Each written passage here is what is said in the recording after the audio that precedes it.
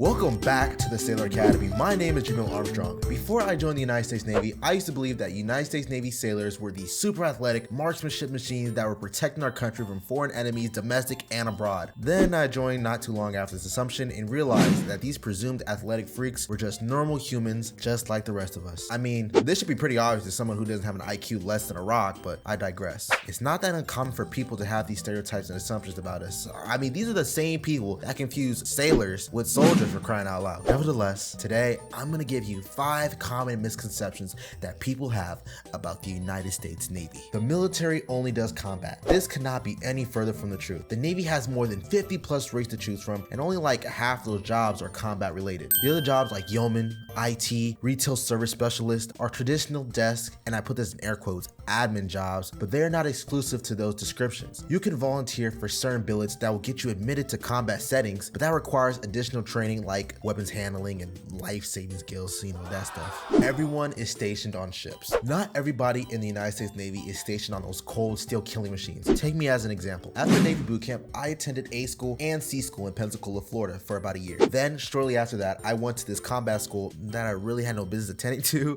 that lasted for about a month. Then I was transferred to my current duty station in Manama, Bahrain. While I am stationed on land, it's still counted as sea duty. It's more common though to be stationed on a ship if you are a first session sailor, but it's not always like that. The crazy thing is, you'll actually see people who have been stationed at shore locations for their entire career. I mean, that's pretty impressive, not gonna lie. Like, how do you even do that? You won't be able to keep in touch with family members. Relationships, like I mentioned in previous videos, is important. And the most effective way in maintaining these relationships is by communicating with loved ones whenever possible. With the advent of the cell phone and FaceTime, we are now more connected than ever. And there's really no excuse to not stay in contact with your wife unless she really pisses you off. But that's besides the point. I just heard that recently in Navy boot camp that you can use your cell phone to stay in contact with family members. I mean, there you go. Despite the fact that I am 8,000 miles away from my family members and I can only see them during select times of the year, I still have my cell phone in hand to keep in contact with them and tell them that I love them. Everyone is super athletic. You find out very quickly just how athletic the world's finest Navy really is. There are literal programs we have in place because people fail their PRTs or fail to make the weight cut when doing their official weigh-ins. You know that if you're overweight for your height,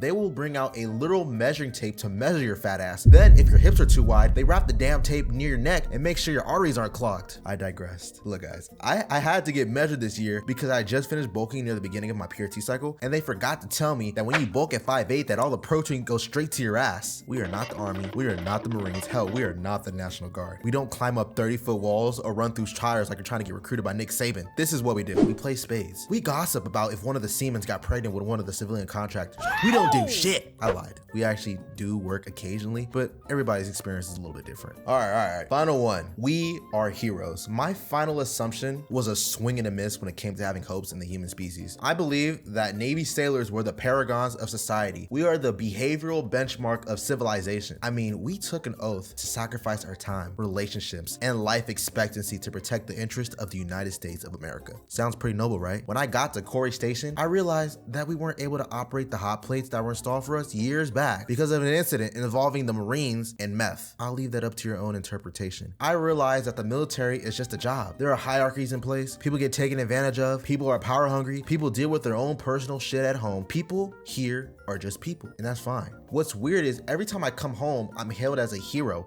and a man of nobility and justice. I'm just a 21-year-old guy who wakes up, makes phone calls, then goes home and plays 2K. That's it. That is literally it. But I do appreciate the support, and I'm not ungrateful, I promise. Anyways, y'all, thank you for the patience. I know I've been gone for a fat ass minute, but I'm back. Thank you all for the support, and I will see y'all in the next video. God bless.